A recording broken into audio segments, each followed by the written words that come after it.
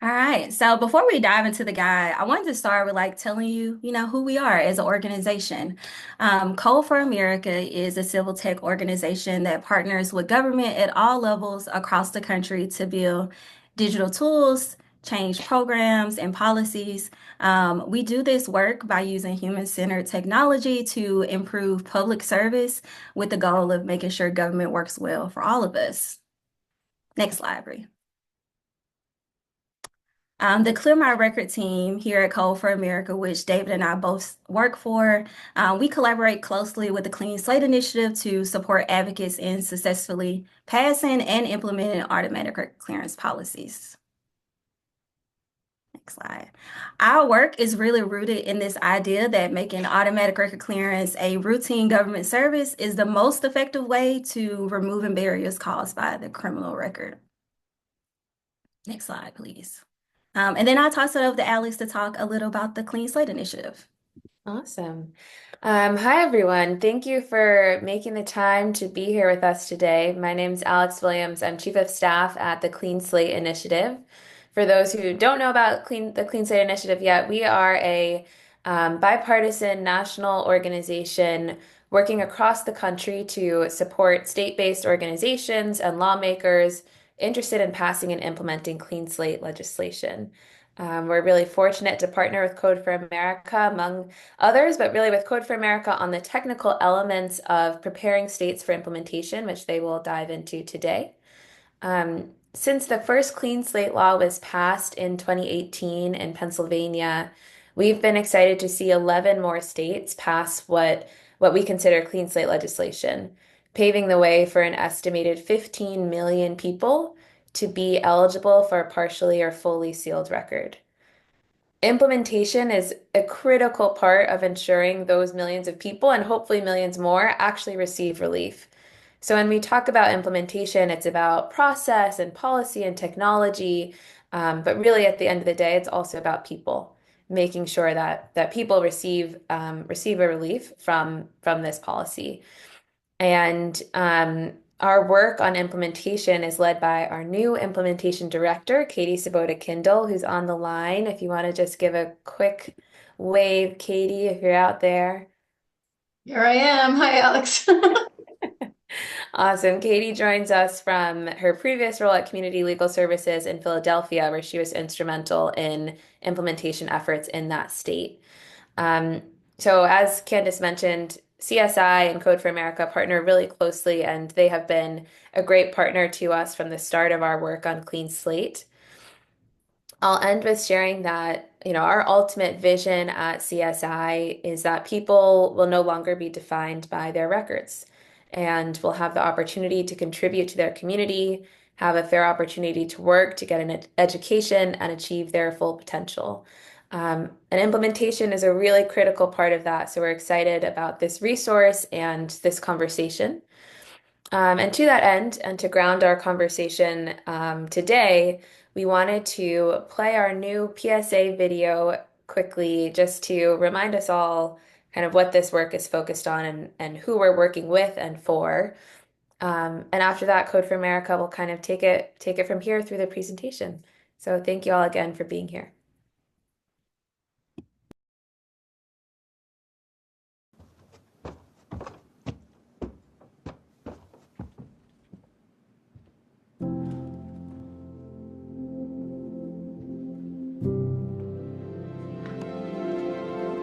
What is this? Oh, that's certificates, things that mommy did. January 3rd, 2007, my son was born. I laid him on my chest and I put my face down to his head. I knew he was mine. I haven't seen this in so long.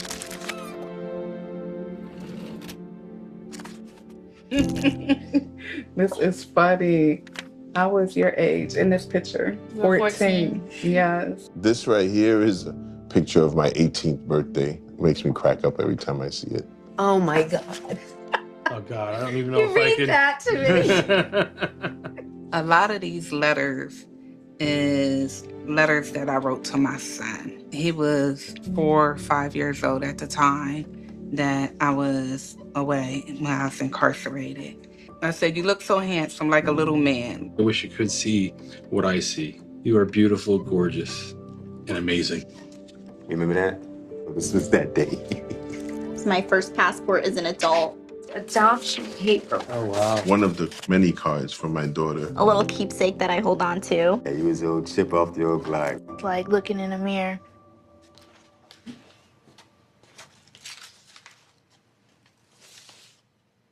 The bad records, they follow you for a long time, and it really can affect your living situation, your economic situations, and even your relationships.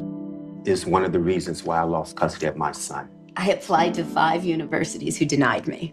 My alma mater for my master's in social work denied me because I had a felony. No one would hire me. Everywhere I went, they were pulling up my record. When I did get a job, I got a raise after 30 days. And on my 45th day, they called me and said I was terminated due to a background check. So I created my own business. This was at my reentry awards where I was awarded for Professional of the Year and Personal Achievement in Reentry. This was a certificate of graduation that I did in Florida while my son was in college. This is actually my official LLC document. Now I'm going for my PhD. It's almost like I'm trying to chase getting rid of my record by all these accomplishments. And I think you said that to me. You said you don't need to prove anything to You don't need anybody. to prove anything. What record are you most proud of? My master's degree in criminal justice. You know what? Because I'm not a criminal. I'm so much more than my criminal record. These records are me now. The record that I'm most proud of is my kids, my babies. I think it's this one right here. That one. This picture represents hope, second chances, resilience, and character. And a chance for me to be the dad that my son deserves.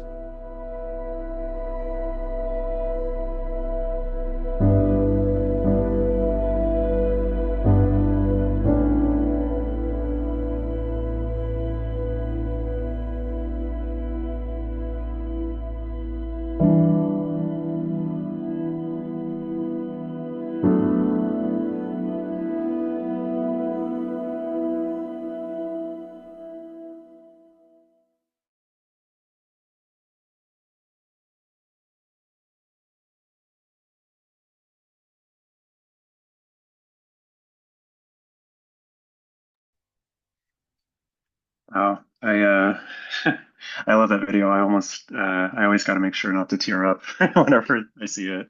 Um, like Alex said, I think that's a really great reminder of why we're all here doing this work. And the one of the key pieces to make sure that people aren't defined by their records is making sure that when people are eligible, that they get sealed automatically, and outdated paperwork, expensive, time-intensive, laborious processes don't get in the way of that. So today we have an agenda about a new resource called the Advocate's Guide to Automatic Record Clearance. And this is a new resource that's intended to help people design policies that can get to that outcome, where automatic record clearance becomes, like Candace said, a routine government service, so that when someone is eligible, it happens without any need for them to take further action. So on the agenda for today, we're going to go first into a high-level overview of what is this thing we're talking about, the Advocate's Guide to Automatic Record Clearance. Then we'll go into a deeper dive on the core sections of the guide. And then we'll go through a couple scenarios of how to use the guide in practice, some different use cases that advocates might find this resource helpful.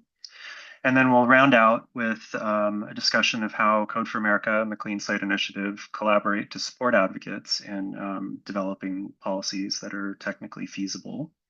And then with the remaining time at the end, we'll leave space for Q&A. So folks could, if have questions along the way, make sure to drop them in the chat or hold them until the end.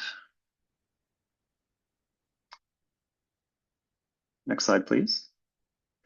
By the end of the presentation, we have two goals here. We want everyone to come away with this understanding what resources are included in the guide, and how you can use those resources to craft implementable clean slate policies. We won't cover all the information in the guide, that's what it's there for, but we want to make sure everyone understands what's in it and how you can use it.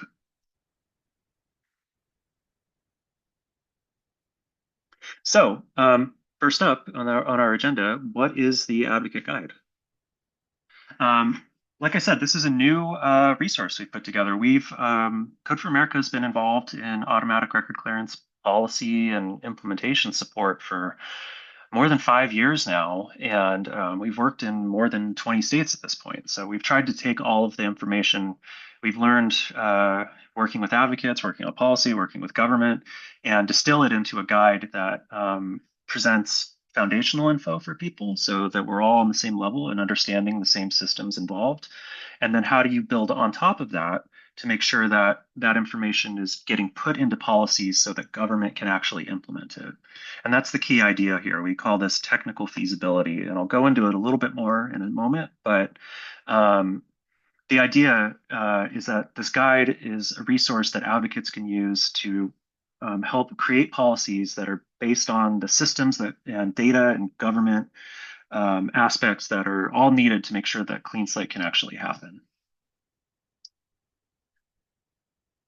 This idea of technical feasibility, it might not be a commonly used phrase. It's kind of our mantra at Code for America and the Clean Slate Initiative. So to define it a little bit more, it really means a policy is technically feasible when it's written so that it takes into account the data and infrastructure and resources of the government agencies that are going to need to implement it.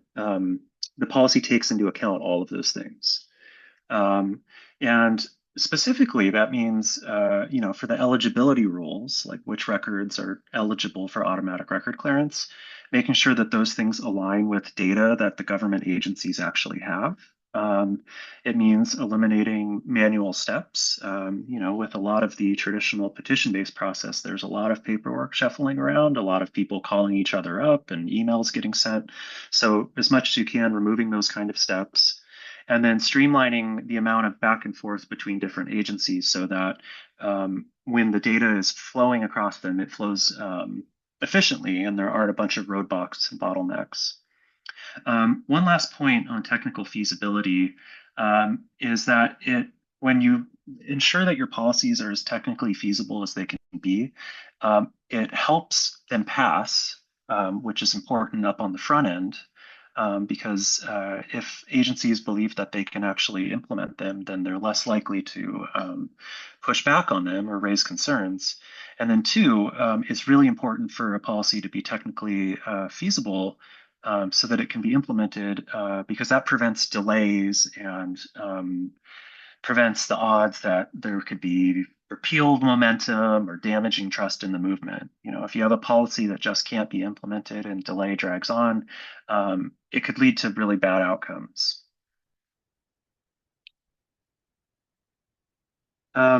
So I've talked a lot so far about what is in the guide, and we'll go into that in more detail in a sec. And I've talked about technical feasibility. But as a point of clarification, the guide is not about political and legislative strategy. It's not a playbook for how to get a bill passed. It's about how to write a bill that takes into account all of those factors that increase technical feasibility. There's, I'm sure, plenty of expertise on this call from advocates all over the country, and the Clean Slate Initiative campaign strategy team has even more expertise that they can bring to campaigns about how to get a bill through and develop sponsors and build coalitions and all that stuff. And so there's plenty of expertise to go around on that. The guide itself zeroes in on that technical feasibility aspect. Hey, thank you, David, for setting the stage for us. So, like David said, today we really want to give you a preview of some of the core sections that you'll be able to find in the guide. You can go to the next slide, please. So a little overview. The way that we organize the Advocates Guide is by breaking the information up in like three main components of information. The first being some foundational information about art. For some of you guys that are new to this space, we know there may be several terms, some that we even mentioned so far in this call that you may not know. And so in that section, we really dive into giving you some detailed information about some of these core concepts that we're talking about. In the next session of the work, we really dive into, how does automatic record clearance actually work? What is the process? We break down what it actually looks like in practice.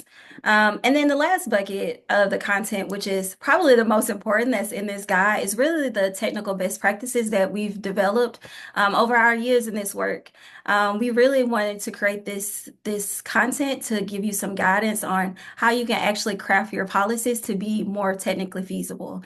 So in this section, we give you some expert tips on designing eligibility criteria and also creating a process that our agencies or the agencies that are in your states can actually do. Next slide. Okay. So in that first area, like I said, we first talk about some of the foundational knowledge that you might need to know before you actually start designing your policies. We know it's a lot of terms. Some of them overlap. Some of them have some very distinct meanings. But what we really want to do with this piece is make sure that you understand all these concepts so that you can really navigate the landscape effectively and you kind of understand what all these things mean and how they come together. Next slide, please. The first of that is really just understanding, what is record clearance? In most states, there is some type of process for removing criminal records from public view. In the states that you work in now, you might hear this referred to as sealing or expungement. But as you read this guide, you will see that we kind of generally use record clearance as almost a catch-all term when we're speaking about record clearance. And also in this section, we really talk about the differences between automatic record clearance and then the petition-based process that most states currently have in place. The one thing that we really highlight is that automatic record clearance is really different from the petition-based process because under automatic record clearance, the government actually initiates this process and it clears eligible records without requiring an individual to file a petition. Similar to what David said up front, we know that the petition process is complicated, it's costly, and most people who actually initiate it never really finish out the process to the end to get relief. But on the automatic process, the government owns the process or initiates it, and it removes most of those manual complicated steps that are involved in the petition-based process. Some other areas or key terms that we highlight and provide clarity on in this section is that when we talk about automatic record clearance, there are several terms that may come up. Some of you have probably already heard them, but we really go into detail on what do we mean when we say government initiated, what are the standards that a policy must meet in order for a policy to be considered a clean slate record clearance policy. We also go into the details of this very complicated phrase of what is automatic versus automated versus automation. All those things have very clear, distinct meanings, and we really want you guys to understand what those concepts are and like how they operate in this process. Next slide, please. Right. Then the second bucket of information that's covered is really exploring how automatic record clearance actually works. In this section, we give a very detailed deep dive into the mechanics. Under this section, we explore, where are records created and who are the agencies that are responsible for managing these records. And we really provide detailed information on the processes that are set in place to make sure these records are cleared. Okay, next slide, please. So again, the first bucket of information that we provide in this section is really from like foundation, ground up. Before we can talk about creating policies for shielding records, we probably need to know like what actually is a criminal record. So in this section, we talk about that. We talk about how these records are created and what type of data these records actually contain. Similar to what David said when he talked about technical feasibility, that data piece is very critical for us to be able to map eligibility criteria. This area also covers where criminal records are stored, where they're maintained, and who has access to them. Next slide, please. All right. And then I think probably the most critical piece of how automatic record clearance actually work is the section that we go over talking about the main steps of automatic record clearance. So we know that in order for a state to implement an automatic record clearance policy, they really need to envision a new process. The automatic record clearance will look and operate a little differently from the petition-based process, mainly because we're removing or trying to remove many of those manual steps that make the petition-based process more complicated. Under automatic record clearance, there are really three core steps that the government agencies must complete before a person can fully receive the benefit of this process. One being that the initiated agency in the state, and we'll talk a little bit about that later, they're able to identify the eligible records. Once those records are identified, that initiating agency will electronically send information about those eligible records to all the other record-keeping agencies within that state. And then once those record-keeping agencies are updated about the records that are eligible, they'll clear those records out of their system. And the real critical part in this is that they'll make sure those records are no longer accessible to the public. Next slide, please. Okay. So the guide also goes into, who are the key players that are important in this automatic record clearance process. The state agencies are very critical in making sure that these policies are implemented effectively. Some of the agencies that are involved in the process are the courts, the criminal history repositories, and law enforcement agencies. In the guide, we provide really clear details on what is their responsibility in making sure records are clear and making sure they're no longer accessible to the public. Next slide, please. All right, and I'll toss it back to David. Great. Yeah, so the first two sections of the guide, going over that foundational knowledge and going over how automatic record clearance actually works, provide like the platform where these technical best practices actually kind of start to make sense. And so when you have that information and you have that understanding in the guide, the next and last section is about these technical best practices that we've, like I said, developed over years and years of working with different states. We have them divided into two categories. So one is about best practices on how to define those rules over which records are eligible, and then a second category based on how to structure a process so it aligns with those three core steps that Candace was talking about. The first up with the eligibility criteria, you'll be able to go into these one by one in the guide, but the overall theme is about where data is stored and how comprehensively and centralized that is. So with petition-based processes, you might have a lot of issues around a judge having to decide if someone has been rehabilitated or not, or you might have a check where somebody has to pay their fines and fees in order to be eligible. All of these different things, in order for an automatic process to function, need to have a piece of data that says yes or no on those.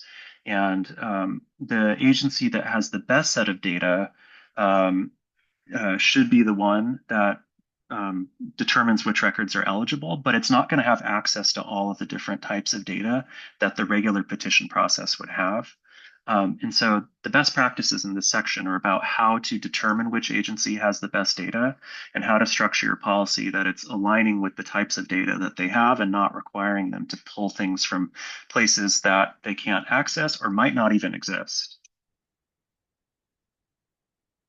And then the second set of best practices here are about those second and third steps that Candace mentioned about the process once that records have been determined to be eligible. So the best practices go through how to make sure that you structure that in the policy to be clear and coordinated, and making sure that it's removing redundant or unnecessary steps, and moreover, making sure that there's a clear timeline, both for a deadline for implementation to be complete, along with cadences of how often records are getting checked for eligibility and sent to different agencies, and deadlines within the process for each agency acting. Making sure the process is clear and structured is the best way to make sure that that it can actually be implemented in the real world. In the next section here, we will go over some scenarios. The first one up is and again, sorry, I should have introed this more. We should go, or we're going to go over some scenarios, and these are different use cases for how you can use the guide in your advocacy and your policy design and implementation support. So the first scenario here is using the guide to determine which agency is best suited to initiate the automatic process. So advocates in state A are in the early stages of drafting their policy, and they want to meet with agencies because they have some unanswered questions about how the process should work. But first, they need to figure out which agency is probably best suited to initiate the record clearance policy. So they're kind of stuck on this piece of which one should we approach first and ask questions about this for. Next slide, please. Okay, so I'm going to be the advocate in state X. So if I was an advocate in state X, the steps that I would take in order to use the advocate guide to help me figure out which agency would be the best determining agency in my state is one, just simply reading the section that covers state agencies, learning about who are the agencies that are in the process and what are some of the responsibilities that they are in control of when it comes to automating this process or clearing those records. And then second, I will review. We actually have a best practice that's centered around identifying the initiating agency. So these best practices highlight that the agency with the most centralized and comprehensive data is usually the best choice for that state. It also gives guidance around kind of what type of court system or is your state operating out of, because they also will give you some guidance on which routes you should take in terms of selecting the initiated agency. So in most states, if you're operating in a centralized court system, more than likely the administrative office of courts will be the most ideal. But if you're in a decentralized system, then the state's criminal history repository will probably be better suited. So reviewing those best practices are kind of lean those advocates into selecting which agency will probably be best suited and will have the most necessary information in order for them to determine eligibility. Next slide.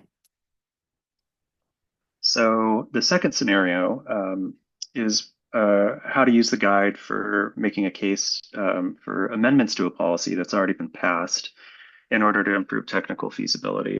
So let's say in 2020, State B passed a Clean Slate bill, but there have been challenges as the state tries to implement it.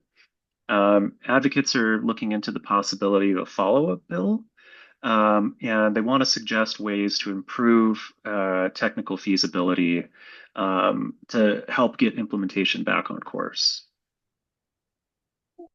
Next slide. So again, if I was an advocate in state B, the steps that I would take, again, we're doing a lot of education up front because we know technical feasibility is a large term and most people may not understand what it actually means. So guiding the advocates to read that section and kind of understand why it's important for policies to be technically feasible.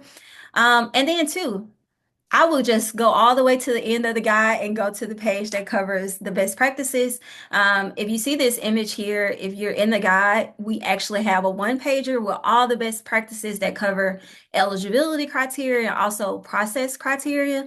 So the best case that they could do to utilize the guide is actually to pull that bill out and go through each phase of it and compare it to the best practices.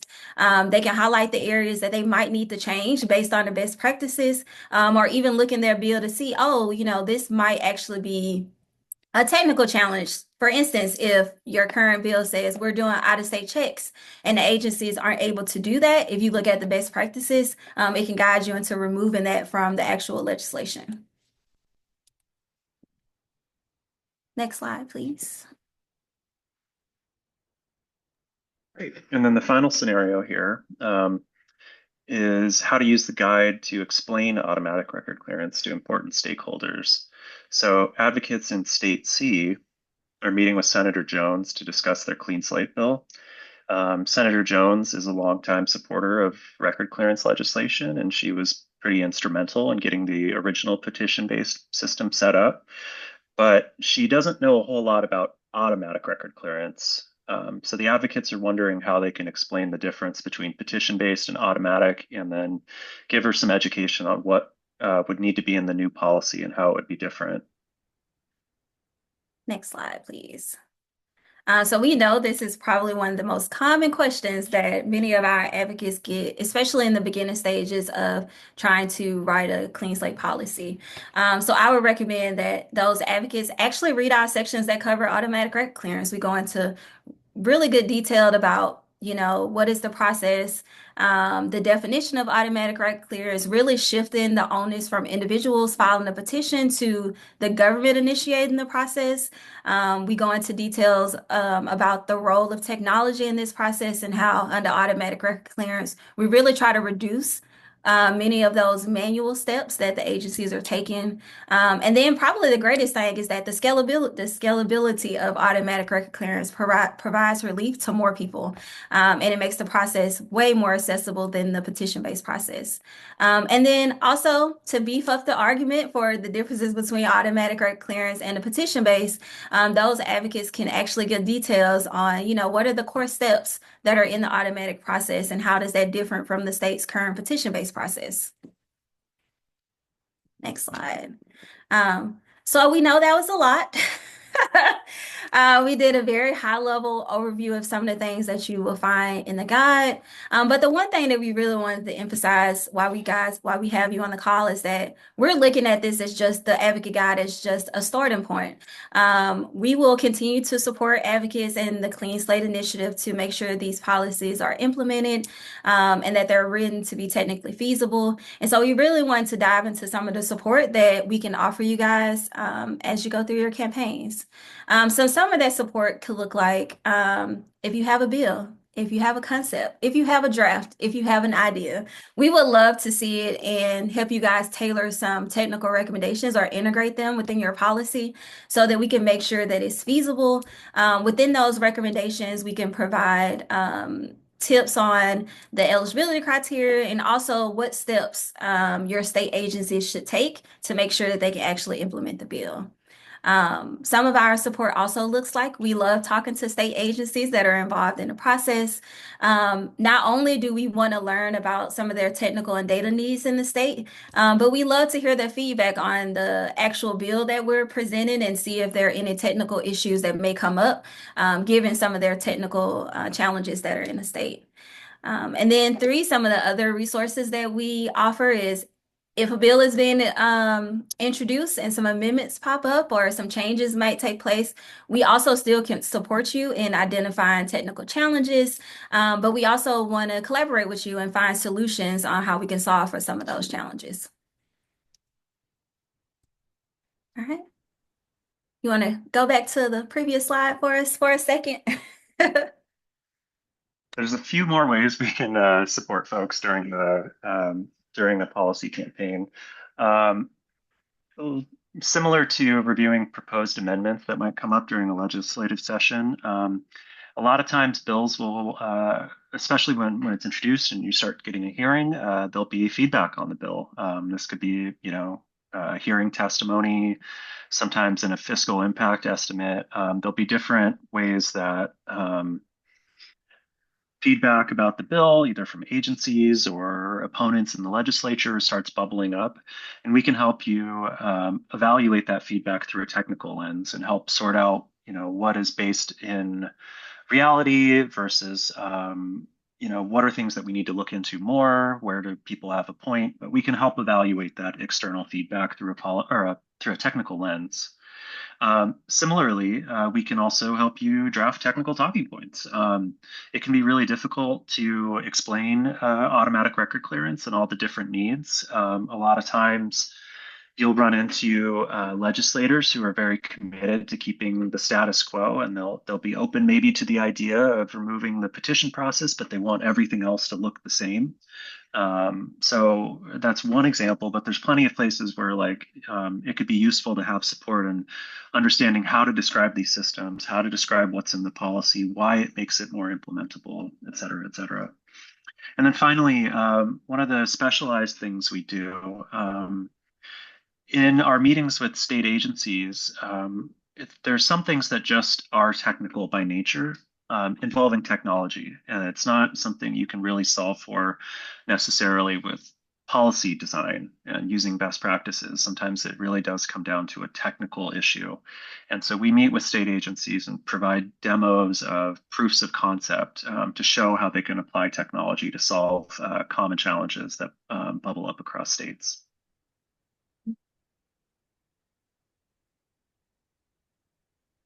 Next slide. So we really kind of threw a whirlwind of information at you guys today, but we really wanted to leave some space for you guys to ask us questions, give us feedback or comments if you've been able to read the guide.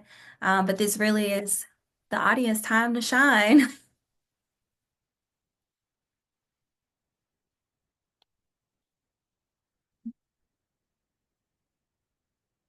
Check the chat too.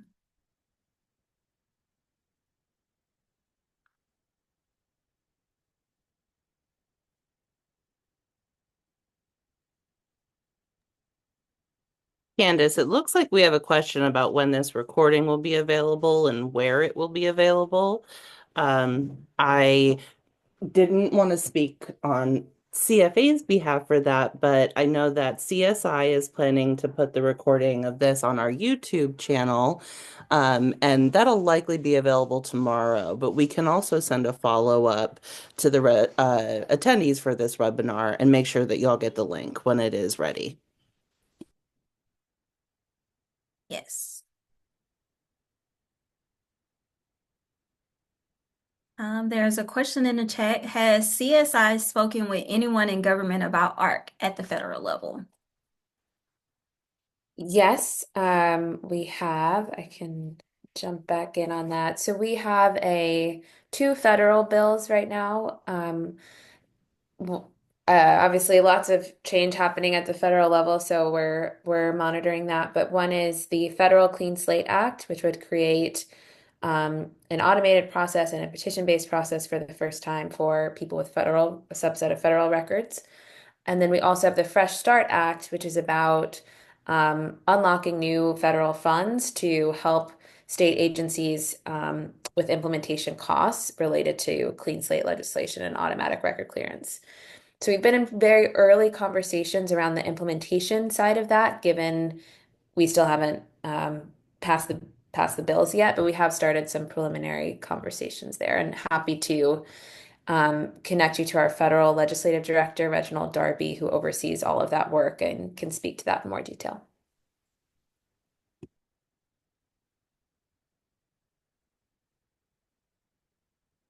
Okay, a few more questions coming in. Alex, I think this may go back to you, but does CSI have state-specific data available on the impact?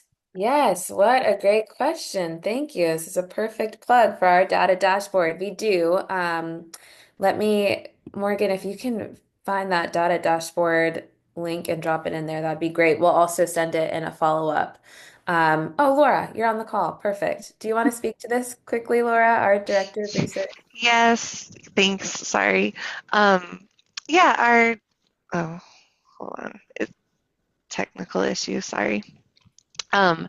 Our data model estimates the number of people in each state who have a record by record type and broken out by demographics. And so we use our data model to estimate the impacts of clean slate legislation in all our states. So do look at our dashboard. It's at the bottom of that link, and also read our methodology. And if you have any questions, you can always email data@cleanslateinitiative.org. And what our team is able to do and help with, to build on what Laura was saying, is estimate based on different criteria, like this waiting period versus that waiting period, including just misdemeanors or including misdemeanors and one felony. As an example, how does that change the number of people who might benefit from Clean Slate as well as demographics? So we can help with doing those kinds of analyses. There's one more question from Jeff. Can we see copies of draft bills? I think it'll probably be best if we could send you some copies of some bills that have passed. If you have any kind of specific questions about the legislation or best practices, you can reach out to us directly and we can support you or guide you in kind of finding answers to your questions with the bill. Bree, can you go to the next slide too so that they can see our emails as we ask questions? All right, this might go back. Let's see. Oh, Alex, can you restate who's the contact for the federal Clean Yes, I'm Slate gonna Initiative just put for it in government? I'm gonna just put it in the chat. Yeah. Another question around how have you dealt with carve-outs in winning states?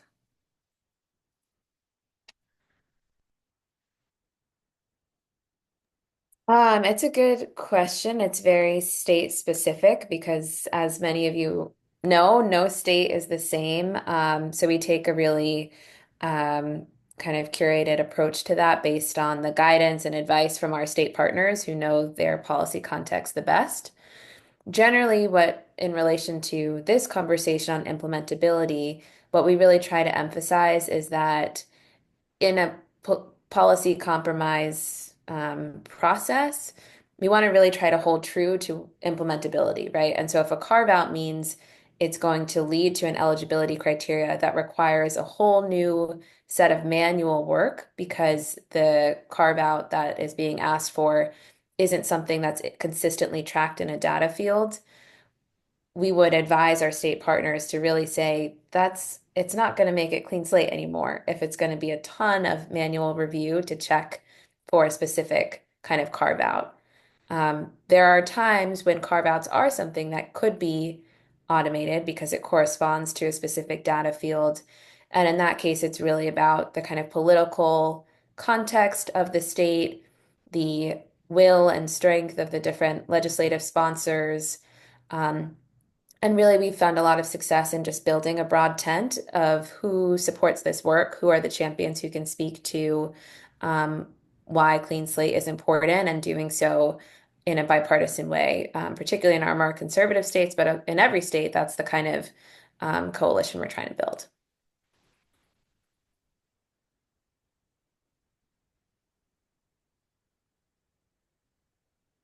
Another question from Missouri in the chat that you all might be able to speak to.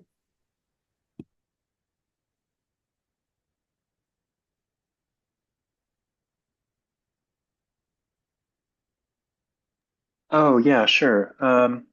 Yeah, we've been working in close collaboration with Empower Missouri on trying to make sure that the bill there aligns to technical feasibility best practices. And we've also had some talks with state agencies about different technical solutions that they can use to implement the bill. Yeah, those conversations are ongoing, but yeah, we've been able to demonstrate a few different technical techniques that are specific to the way court records work in Missouri. So we're hopeful that yeah, we can keep demonstrating those, and the bill, maybe this is the year.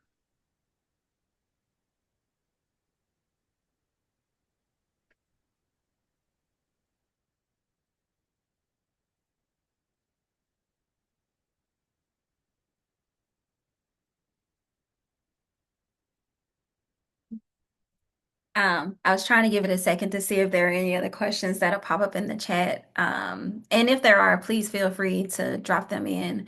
But I also want to share that just some kind of next steps following this webinar today, similar to what Morgan stated, is that we will send out this recording. It'll also be in the Clean Slate archives, but we'll send it out once it's done downloading. We also want to send out a quick survey. We'll have some survey questions that are directly related to this presentation, but also to the guide. And then if you guys continue to have questions related to anything technical or anything that's pertaining to the guide itself, or maybe you want to know how you can incorporate those best practices to make sure that they work in your state, you can reach out to us at Code for America, and this is our email on the slide. If you're interested in bringing Clean Slate to your state, I would encourage you to reach out to the Clean Slate Initiative, and they can answer any questions that you might have there starting the campaign. And Alex has dropped her email in the chat as well.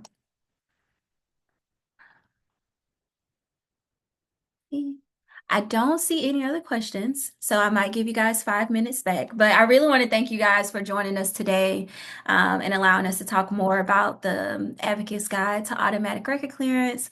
We are really excited for you guys to dive in and start using this in your states. Again, if you have questions, please feel free to reach out to us. But other than that, thank you and enjoy the rest of your day, people.